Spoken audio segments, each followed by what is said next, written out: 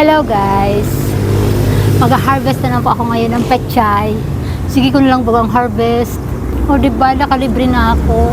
Nakita nyo yan guys, dito lang yan. O diba? O, hindi na ako bibili. O, nakita nyo ba to?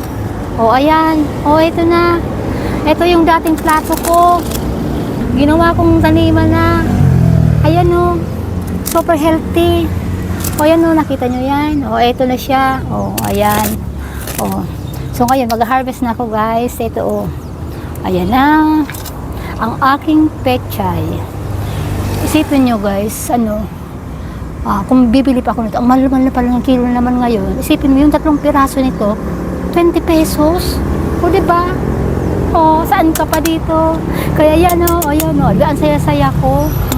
Pero alam niyo ba guys ngayon, parang naiba yung pechay ko. Super healthy siya. Kaya lang, unahin ko muna to oh. Nung nag-ulan na, parang ikinainan na siya ng may kumikain na sa kanyang dahon. Ito guys, pakita ko sa inyo. Kuhanin ko na nga to. Unahin ko na. So ayan. Ayan. Ayan guys. O, tingnan nyo to. Kina ko, malit pa to. Hindi ko sana kukunin. Kaya lang, tingnan nyo oh. Yung dahon niya guys, so bakit kaya? Unahin ko muna yan dito. Lagay ko muna dito guys. Unahin ko muna yung mga kinainan dito guys ng may mga kinainan na siya. Kung dati guys, bumibili ako ng pechay linggo-linggo pero ngayon hindi na. So, nakakatipid na talaga ako dito dahil nga dito sa aking pananim, sa aking pasulak. Pero nakita nyo, di ba yan? O, di ba nakakalibre na tayo dito sa aking mga lulutuin pang araw-araw. Sili na naman ito. May sili na ako dito hinog. Pati sili guys. Libre na ako dito. Pati sili. Libre na. Ito. Pagpipitasan naman ako ng sili. O ayan. Ayan. O. O diba? Ayan o. Fresh na sili. Galing dito sa aking tanim. Mayroon pa dyan. Araw-araw kumuha dito ko na lang ng isa. Hindi ko kinukuha lahat para fresh naman diba? O yan.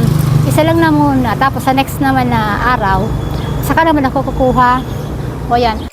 Kompleto ricado na nga ako dito. Mayroon pa ako dito ng sili at saka kamatis.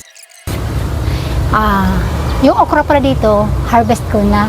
Tingnan nyo ito yun. Ayun guys, oh, ayun. Ilan na kaya itong harvest ko pala guys? Siguro mga pang-8 na to guys. Isang puno. So yung kukuhanin ko na. Yay! Pang-8 pitas ko na ito ng okra. So guys, oh, ayan oh. Isama ko dito sa aking gulay na pechay. O, diba? So, yun lang guys. Bye! Ito. Ay! Nahulog.